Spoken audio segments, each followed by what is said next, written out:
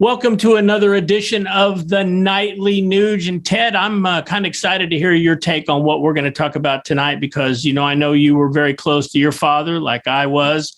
They were both part of what people call the greatest generation, those that survived, fought in World War II and Korea in that time frame.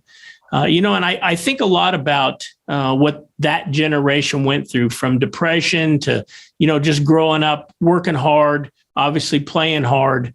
But those young folks that hit the beach in Normandy and what they saw and did, all in the name of freedom, those folks that raised the flag at Iwo Jima, that famous photo of the Marines planting the flag. And then I fast forward to 2022, and we have flags getting burnt in the streets, our athletes and politicians taking a knee when the national anthem is played.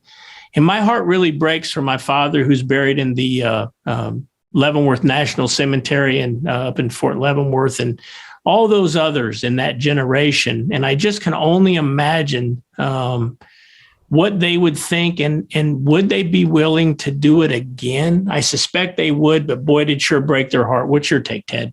Well, I'm very, very lucky, blessed beyond words, Keith, that I am surrounded by heroes of the military literally every day of my life. I speak with Marcus Luttrell and Mark Geist, the great Benghazi hero, and Tonto from Benghazi, and certainly Joey Jones, and all the heroes from the Gulf War and the different battles that we fought. Most have unfortunately been illegitimate, but World War II, and the reason they're called the greatest generation, is because good over evil was so definitively and unambiguously defined, where the evil Japanese Empire wanted to take over the world because they had a smaller island and they needed a lot of natural resources. And then, of course, the Hitler Nazi devils, they were pure evil. So the Japs were clearly pure evil, and the Nazis were pure evil. And when they bombed Pearl Harbor, we rolled up our sleeves and we went, yeah, well, here we come. You prodded the wrong, pissed off grizzly bear. And so those GIs went forward knowing that the quality of life in America eclipsed anything in the history of man. That no Japanese citizen, no German citizen, no South American citizen, no African citizen ever enjoyed such an incredible quality of life, because your effort and your dedication and risk-taking, the man in the arena, would determine your compensation. It's called capitalism in its purest form. Those that get up early, try the hardest, try the most adventurous creativity, and are willing to sacrifice and sweep the floor of their deli before they ever take a paycheck to provide the best product known to man, you would be compensated accordingly. So they went over to crush pure evil, and they did so, and we sacrificed a lot of heroes. I've spent time with survivors of the Bataan Death March, and again, a lot of people in America don't even know what the Bataan Death March is. Shame on them.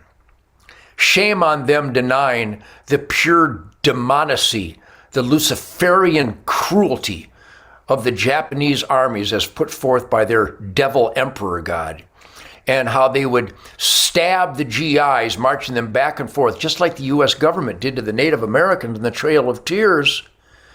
So my point is, I'm identifying atrocities perpetrated by mankind, and that hero of the Bataan Death March, he didn't want to talk about it, and that was another indicator of the greatest generation. They witnessed such heartbreak, such evil, that they just wanted to shake it off and go to work and provide for their family, to be in the asset column of the American dream. And they did so with aplomb, with incredible dedication and ferocity. That's the infrastructure that we all celebrate every day, which is why the modern generation is such spoiled brats. Because they didn't build nothing. They didn't sacrifice nothing. They're incapable of suffering without squawking and complaining and blaming somebody else. They'll tell you they can't make ends meet, but they'll buy tattoos and body piercings and dope and meth and a Starbucks Venti. But they gotta make ends meet. They're a bunch of spoiled brats. And these GIs from World War II, they don't even want to talk about it, because they dragged their brothers off the battlefield in body bags for this. for the government to pull off the same violations as King George in 2020? To hate a man like Donald Trump that secured the borders? To hate a man like Donald Trump who created the lowest unemployment, energy independence, an entrepreneurial arena environment for upgrade and progress? Because the people that hated Donald Trump helped bring in this Joe Biden, and which is why gas prices are at an all-time high, unemployment's at an all-time high, death by imported fentanyl across our open borders at an all-time high. We're spending trillions of our tax dollars for our enemies. So I could go on, but these heroes of the military, they get teary-eyed. They charged forth up that San Juan Hill and up Iwo Jima and Normandy and Omaha beaches for the iron and the words of the Constitution that they took an oath to. And now we have a commander-in-chief and an almost 90% of our government that violates that sacred constitutional oath daily. These heroes of the military are so pissed off. It's a tragedy we've allowed it. And you know what I'm going to tell my friends out there right now? It wasn't Barack Obama. It wasn't George Bush and Bill Clinton. It wasn't Joe Biden. It was us. We had our NFL tickets and our six-pack. I don't vote. I'm going to pretend I'm in Cuba and I'm not allowed to vote, but I'll just wallow in the quality of life that I get from the constitutional oath that my elected employees live by. And now they've violated that oath, and here we are. Nice going, sleepy, apathetic, spineless America.